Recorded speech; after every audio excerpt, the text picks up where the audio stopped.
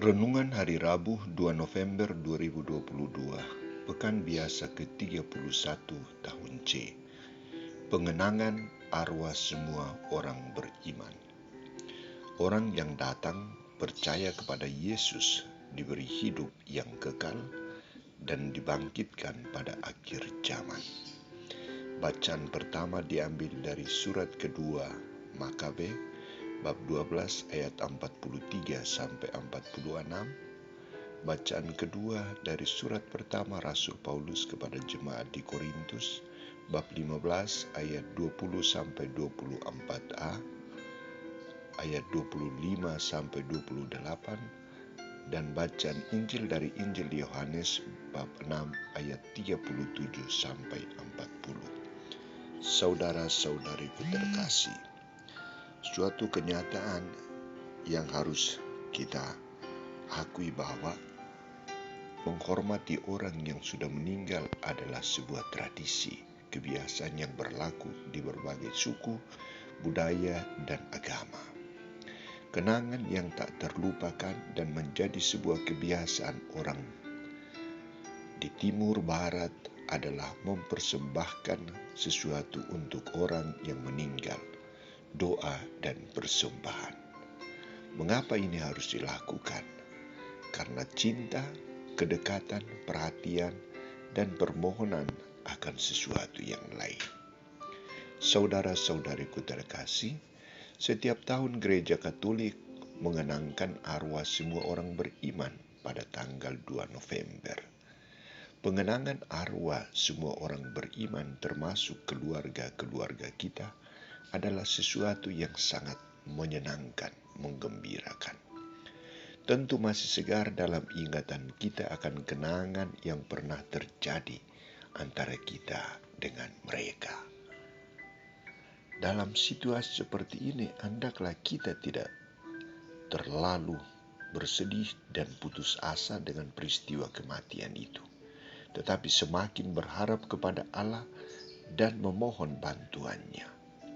Semakin bangga akan perlakuan Allah terhadap manusia setelah kematian, karena hidup manusia di dunia, hidup manusia, mereka yang sudah meninggal tidak mengalami kebinasaan, melainkan jaminan hidup yang kekal dan kebangkitan pada akhir zaman. Saudara-saudariku terkasih, ketika Yesus berbicara tentang dirinya sebagai roti hidup, khususnya bagian yang kita dengar dan renungkan, Yesus berbicara secara khusus tentang bagaimana perlakuannya terhadap orang yang percaya kepadanya. Yesus tegas mengatakan, "Semua yang diberi Bapa kepadaku akan datang kepadaku, dan barang siapa datang kepadaku, ia tidak akan kubuang." Di sini Yesus berjanji akan menerima semua orang yang diberikan Bapa kepadanya, yakni orang yang datang kepadanya dalam pertobatan dan iman.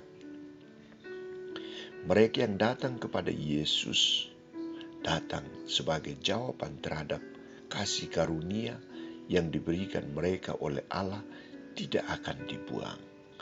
Mereka akan diperkenankan untuk mengalami kegembiraan, kebahagiaan di dalam perjamuannya. Maka untuk mewujudkan pernyataan Yesus ini, Ia mengungkapkan tujuan kedatangannya di dunia, yakni bukan untuk melakukan kehendakku, tetapi untuk melakukan kehendak Dia yang telah mengutus aku. Fokus perhatian Yesus di dunia adalah mewujudkan dan melakukan kehendak Bapa, mengutamakan kehendak Allah di atas kehendaknya sendiri. Kehendak Allah yang dimaksudkan oleh Yesus adalah menyelamatkan semua orang yang datang dan percaya kepadanya. Semua yang telah diberikannya kepadaku, jangan ada yang hilang, tetapi supaya kubangkitkan pada akhir zaman.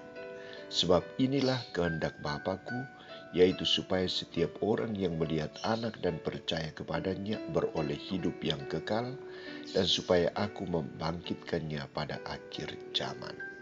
Inilah jaminan bagi orang yang datang dan percaya kepada Yesus. Bila jaminannya jelas dan pasti oleh Yesus. Pertanyaan, mengapa kita harus tetap mendoakan mereka yang sudah meninggal? Saudara-saudariku terkasih, manusia tidak sempurna. Kita yang percaya kepada Yesus juga tidak ada yang sempurna, termasuk mereka yang sudah meninggal dunia. Gereja meminta kita untuk mendoakan mereka yang sudah meninggal dunia agar mereka memperoleh keselamatan kekal. Kita harus berdoa bagi mereka, seperti yang dianjurkan oleh penulis kitab Makabe.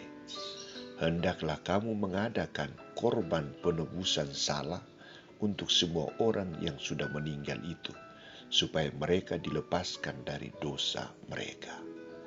Inilah tugas kita untuk mempersembahkan doa dan korban Ekaristi bagi saudara-saudari kita, kaum keluarga kita yang sudah meninggal dunia. Semoga doa dan persembahan kita, korban Ekaristi yang kita rayakan, menjadi jaminan hidup kekal bagi mereka.